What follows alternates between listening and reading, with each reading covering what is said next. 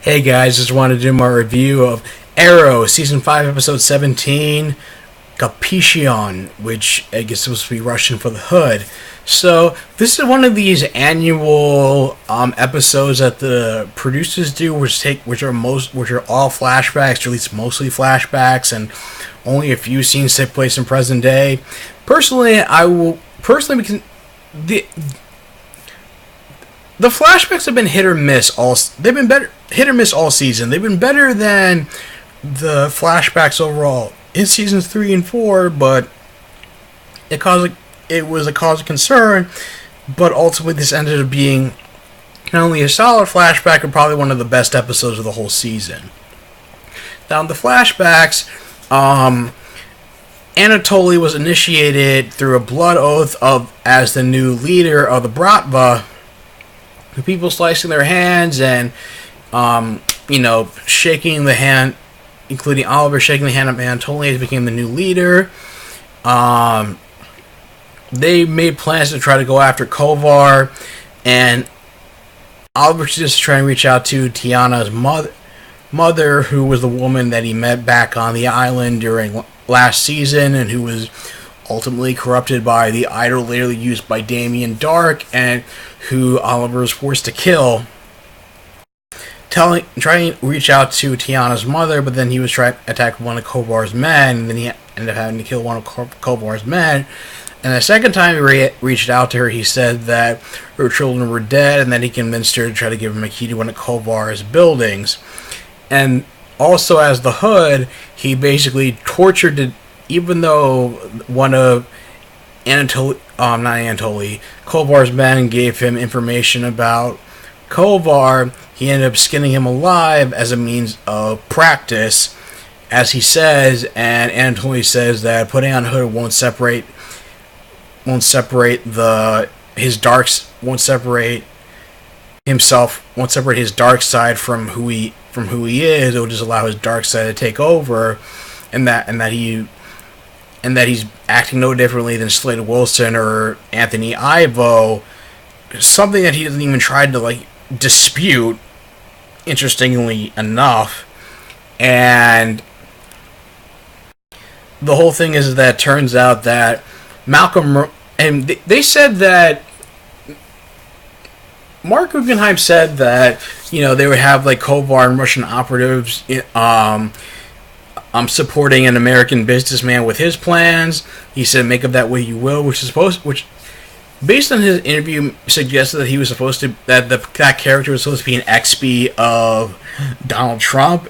I was surprised when it turns out that American businessman was Malcolm Merlyn, which, I mean, it was a pleasant surprise that he was able to play that close to the vest, but it also kind of makes sense since both Trump and Merlyn are both horrible people.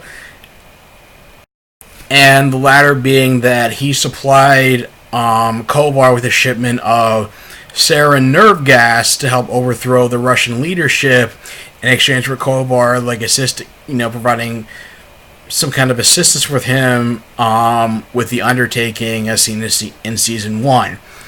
They tried to Oliver as the Hood, as well as the Bratva, try to go to the shipyard trying to get to the nerve gas and aren't quite successful.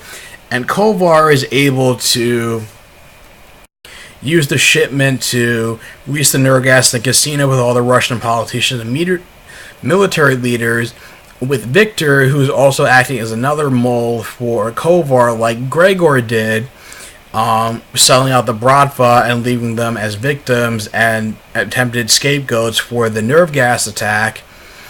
But Oliver's able to get into the casino and the security footage, but not before he finds out that, Kovar tortured Tiana's mother to death for her betrayal.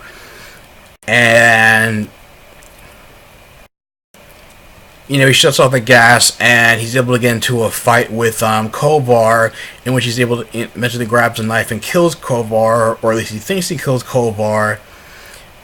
And Anatoly says Oliver should leave Russia because it seems like it brings out the worst in him, and Oliver insists that he doesn't like killing, he just does it as a necessity.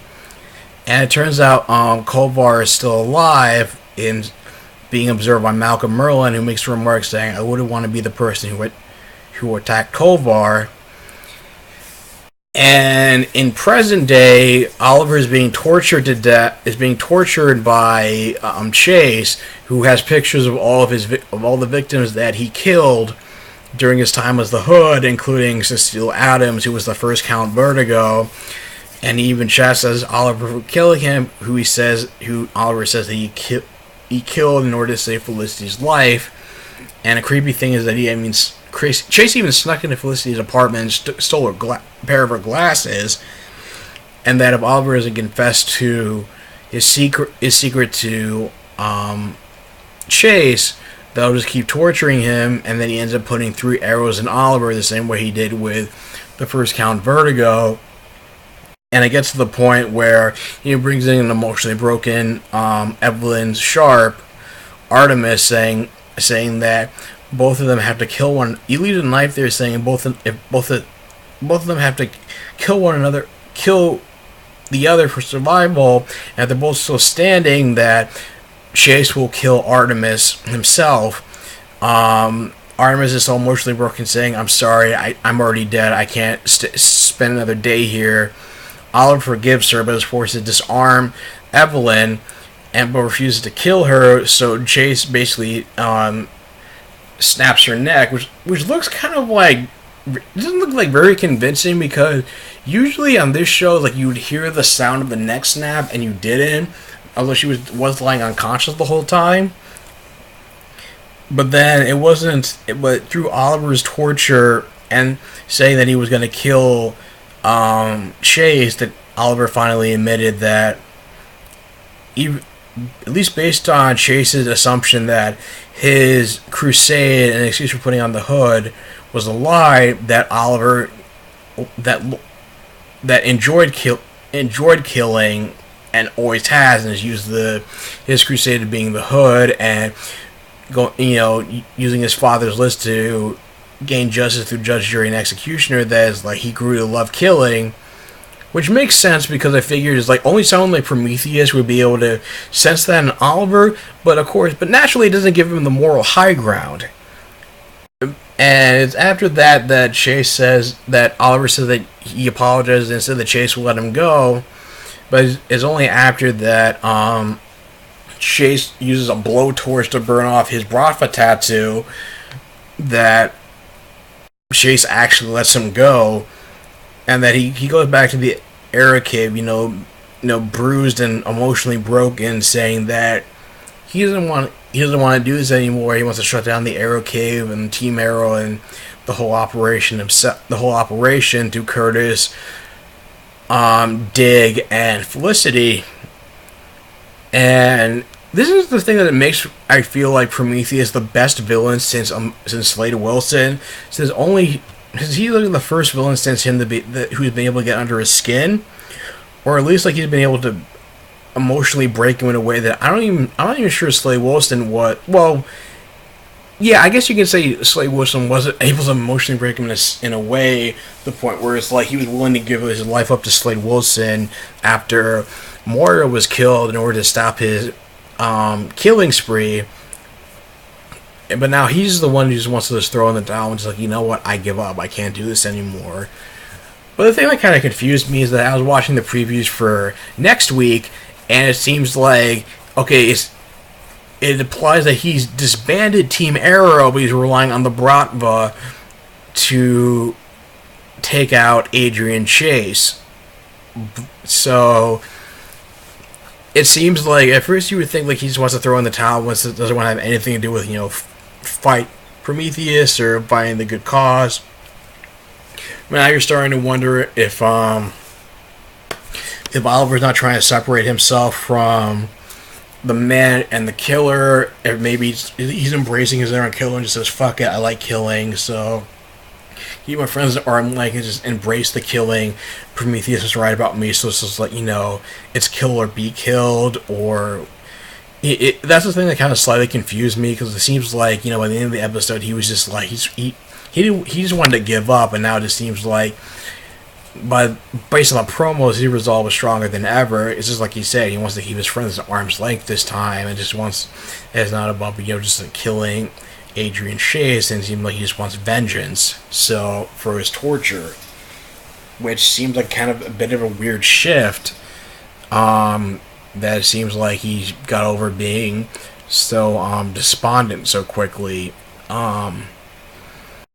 So I guess we'll see how that plays out into next week's episode. But other than that, like I said, it was a very emotionally dark and powerful episode.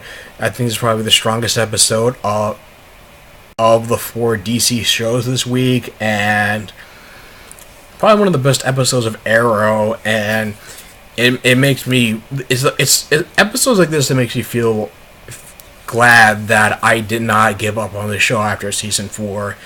That Mark Guggenheim and Wendy Miracle are capable of pumping out a really strong episode without Greg Berlanti and Mark Guggenheim, and I gotta give him props for that.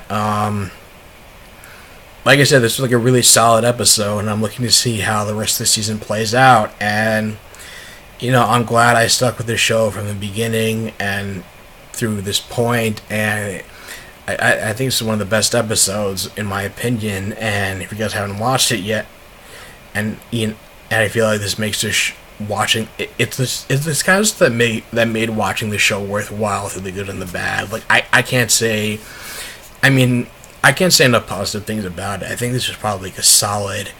I think this is almost a damn near perfect episode, to be honest. Anyway, what do you guys think of it? Do you think it was one of the best Arrow episodes? Do you feel like this is a testament to how the series has redeemed itself? Leave your thoughts in the comments down below. If you like this video, like, share, and subscribe, and I will talk to you guys soon. Take care.